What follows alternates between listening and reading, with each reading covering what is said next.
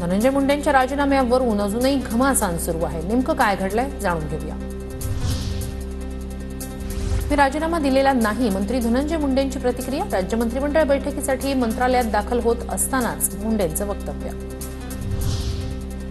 बीड प्रकरणातील आरोपींना नातेवाईकांसह कुणालाही भेटता कामा नये. आका असो किंवा आकाचा बाका असो, कुणालाही सुट्टी नाही. सरपंच परिषदेच्या आंदोलनातून सुरेश धस यांचा इशारा. योग्य वेळी उत्तर देणार भाजप आमदार सुरेश धस यांच्याकडून होणाऱ्या आरोपांवर धनंजय मुंडेंची प्रतिक्रिया. आरोपी बिनभाड्याच्या खोलीत राहिले पाहिजेत. नातेवाईक मित्रमंडळींनाही भेटता कामा नये. आरोपीची पूर्णपणे तेरेनाम सारखी अवस्था झाली पाहिजे. सरपंच परिषदेत सुरेश धस यांचा हल्लाबोल.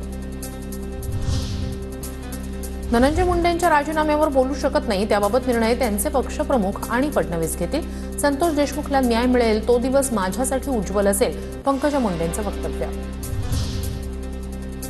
फडणवीस, अजितदादा, बीडचं राजकीय पर्यावरण लवकरच बदलतील. मंत्री पंकजा मुंडे यांचं सूचक वक्तव्य. बंधू धनंजय मुंडे यांच्या राजीनाम्यावर भाष्य करण्यास नकार.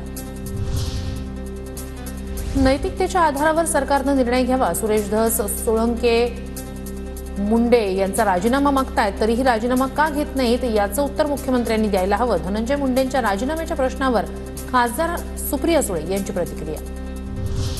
संतोष देशमुखांच्या कुटुंबियांकडून मुख्यमंत्री फडणवीसांची भेट.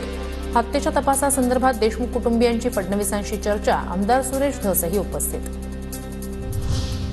महाराष्ट्रात गुन्हेगाराला माफी नाही, आरोपींना सोडणार नाही. मुख्यमंत्री देवेंद्र फडणवीस यांचं देशमुख कुटुंबियांना आश्वासन.